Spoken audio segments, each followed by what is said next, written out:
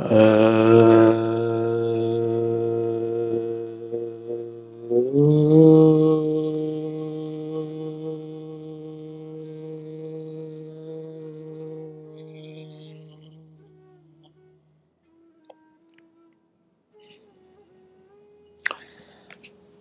मेरे बहुत ही प्रिय और बेहद सम्मानित साथियों, हृदय की असीम गहराइयों से अभिनंदन, बहुत बहुत हार्दिक स्वागत।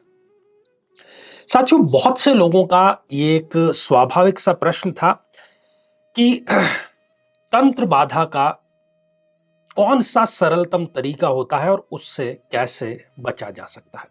साथियों, आपने अपने घर में ये देखा होगा, जो बुजुर्ग माताएं हैं, बहनें हैं, हमारी दादी हैं, नानी हैं, और भी जितनी वरिष्ठ महिलाएं हैं, वो जब भी अपने बाल संवारती थीं, उसके बाद में जो बाल इकट्ठे हो जाते थे, उसको गुप्त तरीके से वो रखती थी।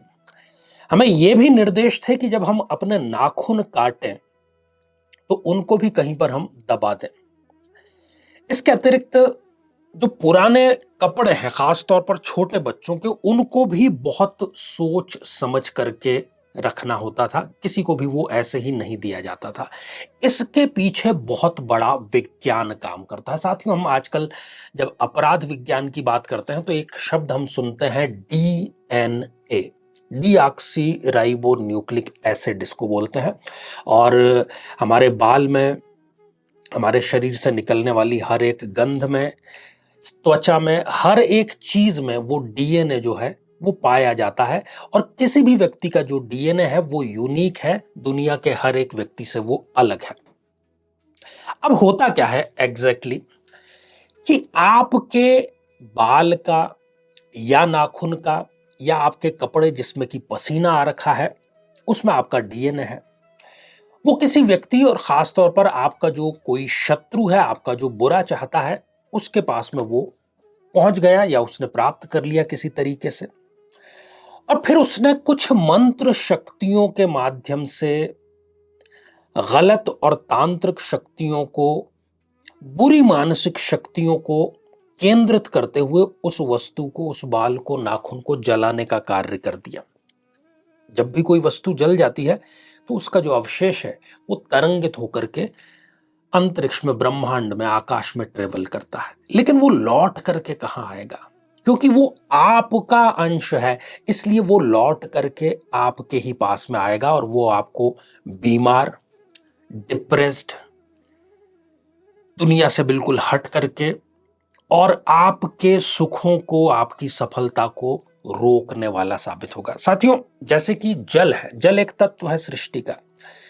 अब बाल्टी में रखा हुआ जल या हमारे घर में ऊपर टंकी में रखा हुआ जल या किसी भी प्रकार का जल हमने ले लिया, टंकी में जो जल है वो टंकी में है, लेकिन टंकी से जब उसका यूज हो जाएगा, वो नाली में बहता हुआ, नदियों में बहता हुआ, पुनः समुद्र में, और फिर वो उस ही जल चक्र में समाहित हो जाएगा जिससे कि वो निकला हुआ है। जल है, थोड़ी देर के लिए वो जल चक्र से अलग हुआ, लेकिन वापस वो जिसका अंश है, क्योंकि वो जल उस जल का रिसीवर है। आप गुब्बारे में हवा भर लेते हैं और गुब्बारा जब फूटेगा तब वो हवा कहां जाएगी? वापस उसी वायुमंडल, उसी वायु के घेरे में जिस वायु का वो अंश है। ठीक वैसे ही आकाश के बारे में हम समझ सकते हैं। धरती के ऊपर जो भी है उसको हम आकाश मानते हैं, है ही। हमने घर बना लिया, मकान बना लिए, डोम बना लिए, बड़ी बड़ी इमारतें बना ली, मतलब हमने उस आकाश के थोड़े से हिस्से को कवर कर लिया। लेकिन जब भी वो इमारत गिरेगी, टूटेगी, तो वो आकाश का हिस्सा पुनः आकाश में मिल जाएगा।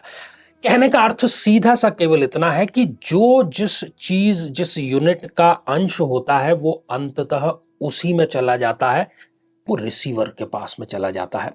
तो हमारे शरीर के बाल, हमारे शरीर के किसी अंश, हमारे पसीने, हमारे यूज किए गए कपड़े पर यदि कोई प्रयोग किया गया है, उसको जला दिया गया है, तो उसकी तरंगे लौट करके हमारे ही पास आएगी, तभी वो जो भी उसका बुरा प्रभाव है वो हम पर होगा।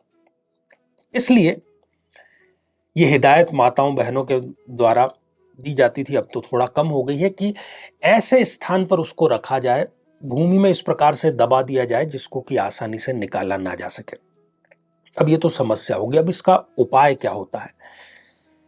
साथियों, जब हमारी एनर्जी खराब होती है, हम अपने आप को थका हुआ महसूस करते हैं, हम कहते हैं ना, तो हमारा जो ऋण बिंदु है, जो नेगेटिव बिंदु है, वो कहीं ना कहीं उसका क्षरण हो रहा है। एक मान लीजिए कि मटका है, वो पानी से भरा हुआ है, बिल्कुल ठीक है, पानी को वो संभाल के रखे हुए है, लेकिन उसकी तली में एक छेद कर दिया जाए तो क्या होगा?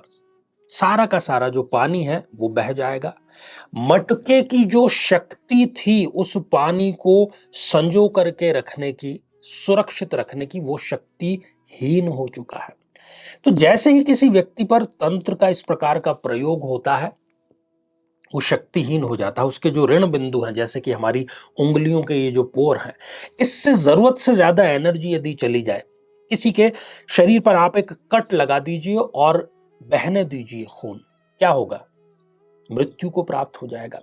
वैसे ही तंत्र बाधा जिस व्यक्ति पर की जाती है, उसके शरीर की जो ऊर्जा है, खासतौर पर जो पॉजिटिव ऊर्जा है, उसका क्षरण होने लगता है। वो बेचैनी महसूस करता है, वो अनिद्रा महसूस करता है, और उसको अजीब अजीब सी चीजें होती है। अवसाद तो उसमें से खैर एक है ही। तो ऐसे में क्या होता है कि जो तंत्र है वो समाधान भी प्रदान करता है। तो जो ऋण बिंदु है, जैसे ये कलाई है, तो इस पर काला धागा किसी मंत्र से अभिमंत्रित करके बांधा जाता है। या रीढ़ की हड्डी का जो अंतिम छोर है, आपने देखा होगा कुछ समय पहले तक बच्चों के, महिलाओं के, एक काला धागा कमर पर बांध दिया जाता था। काला धागा कमर पर क्यों बांधा जाता था?